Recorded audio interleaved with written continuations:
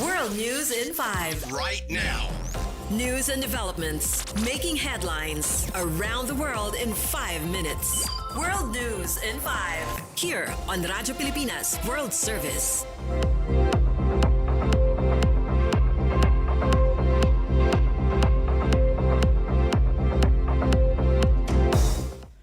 Good day to all of our listeners here on Radyo Pilipinas World Service. This is World News in 5 and I'm your host, Steph Vicente.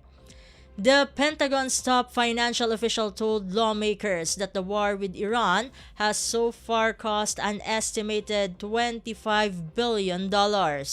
Speaking before the House Armed Services Committee, the BBC reports, acting Under Secretary of War for Finances Jules Hurst III said much of the spending has gone to munitions, along with operational cost and equipment replacement. He added that the supplemental budget request will be submitted to Congress once a full assessment of the conflict's cost is completed. U.S. Defense Secretary Pete Hegseth faced his first round of questioning from lawmakers since the Trump administration launched the war after previously avoiding direct congressional scrutiny. During the hearing, Democratic lawmakers raised concerns over the rising cost, dwindling U.S. munitions, and reports of civilian casualties, including children killed in an airstrike on a school. Some also questioned the military's readiness to defend against Iranian drone attacks that have reportedly caused American casualties. Meanwhile, Republican lawmakers expressed continued support for the administration's leadership, citing concerns over Iran's nuclear program and the possibility of renewed negotiations. However, some within the party signaled a desire to see the conflict end soon, with future congressional votes likely to test support if the war continues.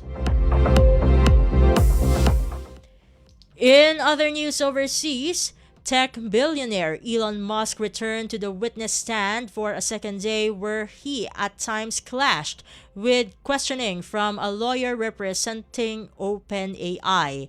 The BBC reports Musk accused attorney William Savitt of asking overly complex and misleading questions during the proceedings. The case centers on Musk's lawsuit against OpenAI and its CEO Sam Altman, claiming the company strayed from its original non-profit mission toward a profit-driven model. OpenAI, however, argues that the actions of Musk are driven by regret after leaving the company in 2018 and alleges he is attempting to undermine a competitor to his own AI venture. In court, Musk testified that while he initially sought control over OpenAI, he expected that influence to diminish as more investors came in. He added that his early involvement was meant to guide the organization, noting he provided most of its initial funding and chose a public benefit structure instead of a for-profit approach. And finally, 2 Jewish men were injured in a stabbing incident in Golders Green, North London, which authorities have classified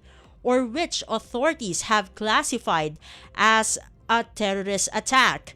The BBC reports police said the victims, identified locally as Shalom Rand, 34, and Moshe Shine, 76, were treated at the scene and are now in stable condition in hospital.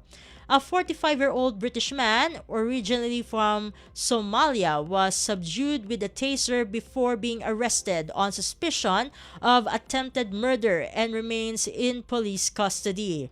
Responding officers were called to the area late on Wednesday morning following reports of the attack along Highfield Avenue.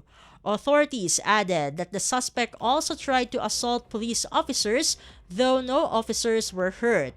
British Prime Minister Keir Starmer condemned the incident as an appalling anti-Semitic attack, stressing that violence against the Jewish community is an attack on the nation as a whole. And that concludes today's edition of World News in 5. For Radyo Pilipinas World Service, this has been Steph Vicente. Good day and stay safe, everyone. World News in 5. Right now. News and developments making headlines around the world in 5 minutes. World News in 5. Here on Radyo Pilipinas World Service.